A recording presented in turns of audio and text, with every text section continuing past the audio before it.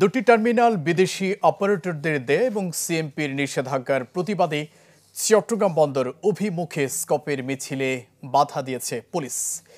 এ সময় পুলিশের সাথে আন্দোলনকারীদের ধস্তাধস্তি হয়। এর আগে সমাবেশে স্কপ নেতারা ঘোষণা দেন সরকার তার সিদ্ধান্ত থেকে সরে না এলে অনশন সহ কঠোর আন্দোলনের।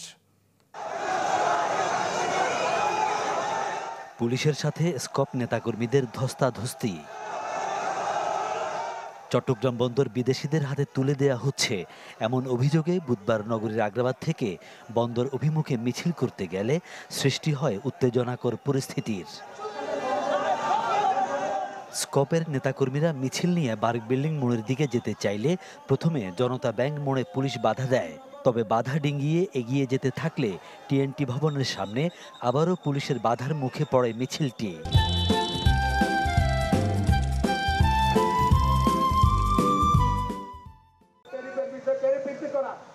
এর আগে বাদামতলী মোড়ে সমাবেশ করেন শ্রমিক কর্মচারীরা। মূলত গেল 10 অক্টোবর বন্দর এলাকায় মিছিল সমাবেশের উপর নিষেধাজ্ঞা দেয় সিএমপি। এর প্রতিবাদ এবং বন্দর রক্ষার দাবিতে ডাকা এই সমাবেশে বক্তারা সরকারের কঠোর সমালোচনা করেন। বলেন, বিদেশিদের স্বার্থ রক্ষায় দেশের স্বার্থ জলাঞ্জলি দেয়া হচ্ছে।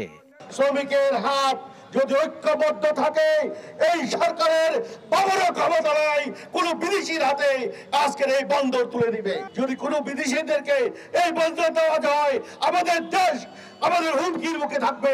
বন্দর এলাকাতে যেহেতু মিটিং মিছিল অবরোধ মানববন্ধন নিষিদ্ধ ঘোষণা করা হয়েছে, আমরা আইনের প্রতি শ্রদ্ধাশীল। আইনকে আমরা হাতে তুলে নিতে চাই না। এমন একটা পর্যায়ে আসবে হয়তো আইন হাতে তুলে নিতে বাধ্য থাকবো। যে নিষিদ্ধ করেছে তার তীব্র নিন্দা জানিয়ে আজকে সবাই এখানে শেষ করছি। দাবি পূরণে সমাবেশ থেকে আগামী 1 নভেম্বর চট্টগ্রাম প্রেস ক্লাবের সামনে অনশন কর্মসূচি ঘোষণা করা হয়।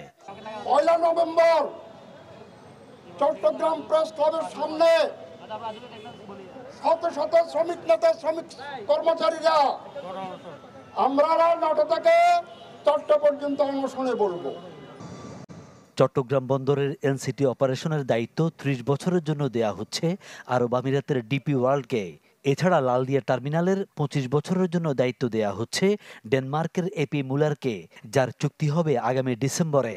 এর বিরোধিতা করে দীর্ঘদিন ধরে চালিয়ে আসা কর্মসূচিরই ধারাবাহিকতা ছিল বুধবারের এই সমাবেশ ও মিছিল। ফখরুল ইসলাম, চ্যানেল 24, চট্টগ্রাম।